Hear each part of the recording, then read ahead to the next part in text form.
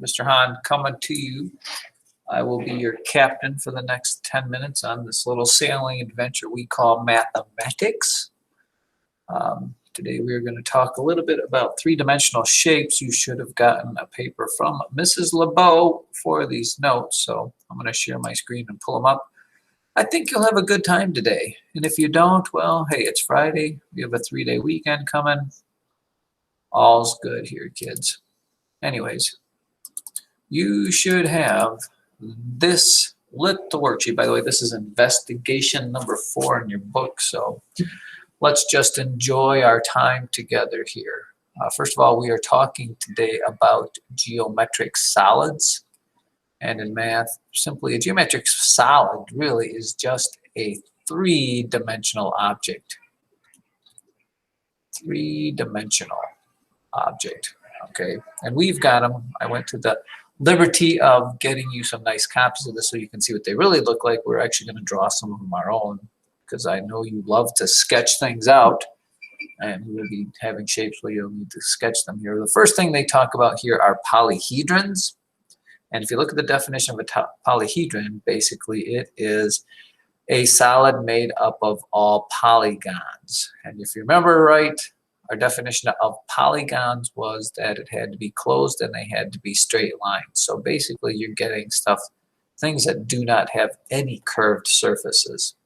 And as we move on here, you will see that both of these are polyhedrons. This is a polyhedron, and this is a polyhedron. And one of the things I would like to go over a little bit is how to draw some of these polyhedrons so that you know how to kind of sketch them there. And the first thing we'll talk about is a prism. Okay, and a prism right here, it tells you it simply has two basically the same shapes and with congruent bases. Parallel congruent bases. So if you look at this little pie piece right here, this and this down here are parallel, and they are what we call the bases. Now, if you're going to draw one, watch the beauty of this here. Let's start with a simple one. If you were going to draw a straight up prism, watch how easy this is. You can just start off with whatever shape polygon you want. Let's say it's a rectangular prism. Okay, you simply draw a rectangle. And if you draw another rectangle just like it, which I'm not doing a very good job at, wait, I got to try that again. So it's really hard for me to write on this little sketch pad here, and yeah, we'll call that good enough. You get two exact rectangles there, and you connect to their corners, you get yourself a pretty decent looking, I should have drawn that up a little bit there, pretty decent looking little polyhedron there, or prism, rectangular prism. By the way, usually, depending on how we're looking at this would be a dash line, because you could see that. Some of these other ones would be dash too, but I drew them in solid at that point, so I'd make these kind of dash lines here, and this piece is gone all the way. So there's that prism. If you're doing a triangular prism, you would just start with a triangle. Let me do my pen here. No, here I'll start with a right triangle. I start with a right triangle. I draw the same right triangle over here. And just like I did before, I connect the corresponding corners. So there it is. It's a little tough to see unless you do some dash lines. And I will dash the ones that you can't see or you shouldn't see, but they are there. It can also help if you do a little bit of shading. You know, if you come over here and shade, this right here is one color maybe, and we could shade the other side as another color. Look at that, isn't that something pretty sweet? Now, what makes prisms different than pyramids is pyramids come to a point. I guess I can't write in white, can I? Pyramids come to a point.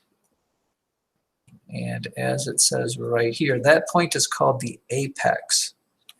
And these are pretty handy and easy to draw as well. You just have to figure out what kind of pyramid you want to draw. So for example, this is a square pyramid. So if you want to draw a square pyramid, these get a little crazy because you have to kind of think about this three-dimensionally. I'm actually going to come to this side over here and draw my square pyramid. You kind of need to start with a square that looks a little like this if you want to get this right. It's more of a rhombus looking thing because that's just based on the angle you're looking at it. So there's my four-sided shape. I put an apex point up here, and then I just connect all of those corners.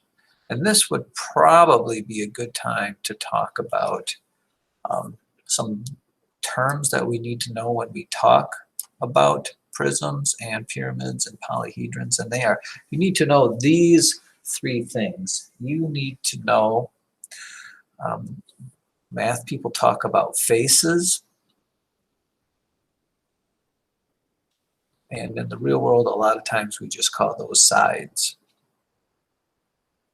For example, if you looked at this shape right here, this square pyramid, how many faces does it have? Well, you've got this front face here, you've got this right side face here, you've got this left side face here that you really can't see because I kind of colored over, and you've got this back side face there.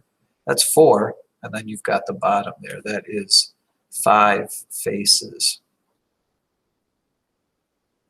You know, if I was looking at this rectangular prism, I've got 1 face here, 2 face there, 3 face there, and then there's 3 faces back here that you can't see. There's this left side over here, that's number 4. There's the back side behind here, it's number 5, and then there's the bottom there, that's number 6. So a prism has 6 faces. All right, the other term we need to know are the edges, and those are pretty much self-explanatory. That's a place where 2 faces meet. 2 faces meet to make yourself an edge. So if I was looking again at my triangular pyramid there, I'm going to change some colors so I can maybe point it out a little bit more. The edges would be right here. Here's 1 edge. Here, back behind here is 2 edges.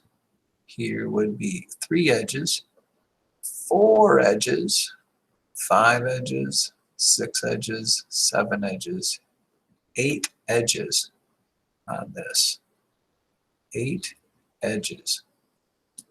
Okay, if I were looking at, I don't know, I guess this triangular prism, you would have 1, 2, 3, make up that base. 4, 5, 6, make up those straight up and down lines. 7, 8, 9. There would be 9 edges there. And then the other thing we have to talk about is, let's go for broke here. We've got faces, we have edges, and we have vertices.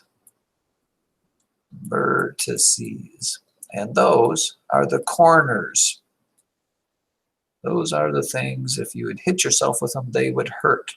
The vertices of this triangular pyramid, which I've brutalized here, would be this. Here's 1. They all come to a point there. 2, come to a point there. There's this 3 over there. 4 right there, and 5 right there. This has 5 vertices. 5 vertices. You could go up to one of these shapes up here. You know, this thing has 1, 2, 3, 4, 5, 6, 7, 8 vertices. So inquiring minds want to know, and we have figured that out. So very good. If you notice, the cylinder here does not have anti-vertices. It's basically a circular prism. If you're going there, they're pretty easy to draw too. All you need to do is start with a nice little oval up top here, kind of a half of an oval down bottom here, and then draw 2 straight lines, which I wish I could do. Oh, that was terrible. I am not going to settle for that. I'm going to do that all over again. I'm going to take my time and try and do it right here. 1 oval, a second oval, I just want to drift over there. That's not much better, is it? I need to come straight down here. But that's your cylinder. I guess we'll have to keep it with that. And then this cone, they're as easy as the cylinder draw. Usually it's good if you just start with your round base and put a point up there and connect the two corners. And there is the two edges of that. And there is your cone. So boom, boom, boom, boom, boom. There is your cone. And finally, last but not least, everybody likes our little sphere, which we really just call a ball in our world. What would we be without spheres? It's a ball. And spheres, you know, it's really hard to draw a ball and give it that three-dimensional shape, and you can see they did it here. But one good way is you draw your little ball. You know, that just looks like a circle now, but if you take, you don't even have to make this a solid line like there, but if you take a dash line and kind of come across the middle like it's the equator, sometimes that gives it a little depth and kind of makes it pop out at you. So boys and girls, that is there. You know, hopefully you'll be able to do some drawing of some of these shapes when you're given the chance. What you are going to do, I thought for kind of fun, is you are going to have another video for you to watch. It's called Drawing Isometric Drawings. And unfortunately, it's not me, probably more like fortunately, it's not me giving you the little lowdown there. But the guy is going to show you how to do some three-dimensional drawings that we call isometric. And it's going to be a lot of fun because you get to draw it on this isometric paper. And Mrs. LeBeau will have some of that for your drawing pleasure. I will be looking at your isometric drawings. I will be collecting the ones that he does.